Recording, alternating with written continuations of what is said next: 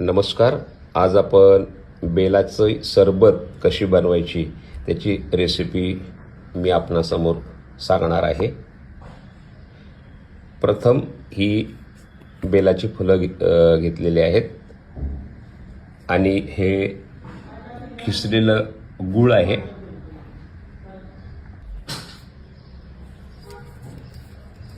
अशा प्रकारे आपण बेलाचं फळ फोडत आहोत.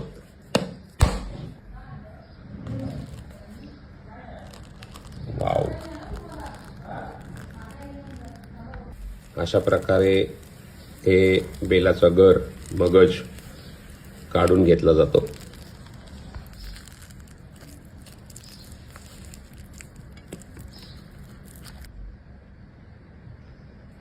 नंतर ह्या मगज म्हणजे गरामध्ये हा पुस करायचा. असं मगज काढलेला किंवा गर काढलेला असा पुस करला जातो.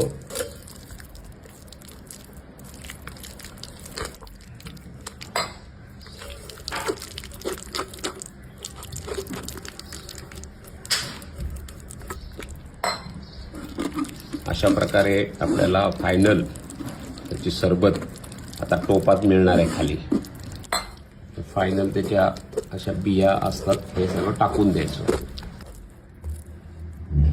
अशा प्रकारे बिलव गर आपण काढलेला आहे आणि त्याच्यामध्ये आपण हा गूळ ऍड करतो. चवीसाठी आपण त्याच्यामध्ये ब्लॅक सॉल्ट ऍड करतोय. कसं यूज करायचं तर साधारणतः 2 ते 3 चमचे याच्यातलं घ्यायचं. ओके. आणि त्याच्यामध्ये नंतर पाणी ऍड करायचं. ओके. पाणी ऍड करायचं त्याच्यामध्ये यथावश्यक थोडंसं मस्तपैकी ढवळून घ्यायचं. हे झालं आपल्याला पिण्याजोगं. तुम्हाला हवं तसं तुम्हाला 2-3 चमचे याच्यात घेऊन पाणी ऍड करून पिऊ शकता.